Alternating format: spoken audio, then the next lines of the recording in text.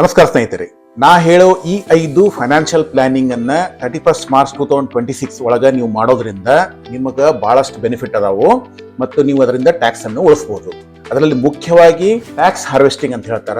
Tax harvesting ಅಂತ ಹೇಳಿದ್ರೆ ನೀವು ಮ್ಯೂಚುವಲ್ ಫಂಡ್ ಒಳಗೆ ಇನ್ವೆಸ್ಟ್ಮೆಂಟ್ ಮಾಡಿದ್ರಿ, ಅದು ಪ್ರಾಫಿಟ್ ನಾಗಿತ್ತು, ಅದು ಮೋರ್ ದನ್ 12 ಮಂತ್ಸ್ ಆಗಿತ್ತು ಅಂತ ಹೇಳಿದ್ರೆ ಅದಕ್ಕೆ ಇನ್ಕಮ್ ಟ್ಯಾಕ್ಸ್ ಡಿಪಾರ್ಟ್ಮೆಂಟ್ ಲಿಂದ 1.25 lakhs ಮಟ ಎಕ್ಸಂಪ್ಷನ್ ಸಿಗುತ್ತೆ. ಅದಕ್ಕೋಸ್ಕರ ಆ ಒಂದು ಪ್ರಾಫಿಟ್ ಅನ್ನ 31 ಮಾರ್ಚ್ 2026 ಒಳಗೆ ವಿಡ್ರಾ ಮಾಡ್ರಿ.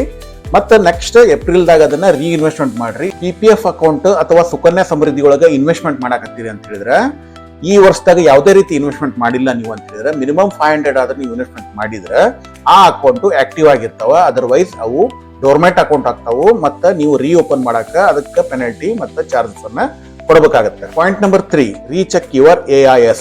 AIS ಅಂತ ಹೇಳಿದ್ರೆ ಇನ್ಕಮ್ ಟ್ಯಾಕ್ಸ್ ಡಿಪಾರ್ಟ್ಮೆಂಟ್ ಇಂದ ಜನರೇಟ್ ಆಗುವಂತ ಒಂದು ರಿಪೋರ್ಟ್. ಇದಕ್ಕೆ ಆನ್ಯುವಲ್ ಇನ್ಫಾರ್ಮೇಶನ್ ಸಿಸ್ಟಮ್ ಅಂತ ಹೇಳ್ತಾರ.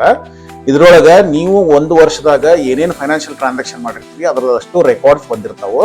ಈ ರೆಕಾರ್ಡ್ಸ್ ಅನ್ನ ರೀಚೆಕ್ ಮಾಡೋದ್ರಿಂದ ರಾಂಗ್ ಆಗಿ ಏನಾದ್ರೂ ಇನ್ಫಾರ್ಮೇಶನ್ ಅಪ್ಲೋಡ್ ಆಗಿತ್ತು ಅಂತ ಹೇಳಿದ್ರೆ ಅದನ್ನ ರೆಕ್ಟಿಫಿಕೇಶನ್ ಮಾಡ್ಕೋಬಹುದು. ಇದರಿಂದ ನೆಕ್ಸ್ಟ್ ನಿಮ್ಗೆ ಇನ್ಕಮ್ ಟ್ಯಾಕ್ಸ್ ಡಿಪಾರ್ಟ್ಮೆಂಟ್ ಇಂದ ಏನಾದ್ರೂ ನೋಟಿಸ್ ಇಶ್ಯೂ ಆಗೋದಿದ್ರ ಅದರಿಂದ ನೀವು ತಪ್ಪಿಸ್ಕೋಬಹುದು. ಇನ್ನೊಂದು ಇಂಪಾರ್ಟೆಂಟ್ 4th ಪಾಯಿಂಟ್ ಏನಪ್ಪಾ ಅಂತ ಹೇಳಿದ್ರೆ ಅಡ್ವಾನ್ಸ್ ಟ್ಯಾಕ್ಸ್ ಅನ್ನ ನೀವು ಈಗ ಪೇಮೆಂಟ್ ಮಾಡಬೇಕಾಗತ್ತೆ.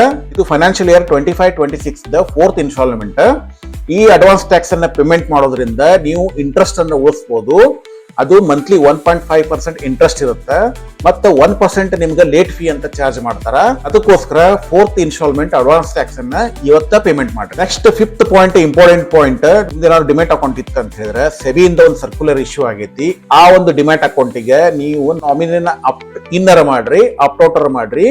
ಈ ಒಂದು ಕೆಲಸ ಮಾಡೋದ್ರಿಂದ ನಿಮ್ಮ ಡಿಮ್ಯಾಟ್ ಅಕೌಂಟ್ ಲಾಕ್ ಆಗೋದು ಅಥವಾ ಕ್ಲೋಸ್ ಆಗೋದು ತಪ್ಪುತ್ತೆ. ಇನ್ನು ಸೆಬಿಯಿಂದ ಯಾವುದೇ ರೀತಿ ಡ್ಯೂ ಡೇಟ್ ಇಶ್ಯೂ ಆಗಿಲ್ಲ, ಬಟ್ ನೀವು 31 ಮಾರ್ಚ್ 2026 ಒಳಗೆ ಮಾಡಿದ್ರೆ ಬಹಳ ಅನುಕೂಲ ಆಗುತ್ತೆ. ಈ ಒಂದು ರೀಲ್ ಅನ್ನ ನಿಮ್ಮ ಫ್ಯಾಮಿಲಿ ಮತ್ತು ಫ್ರೆಂಡ್ಸ್ ಗೆ ಶೇರ್ ಮಾಡ್ರಿ. ಇಂತ ಒಂದು ವ್ಯಾಲ್ಯೂಬಲ್, ಇಂಪಾರ್ಟೆಂಟ್ ಮತ್ತು ಇಂಟ್ರೆಸ್ಟಿಂಗ್ ವಿಡಿಯೋಗಾಗಿ ನನ್ನನ್ನು ಫಾಲೋ ಮಾಡ್ರಿ. ಎಲ್ಲರಿಗೂ ಧನ್ಯವಾದಗಳು.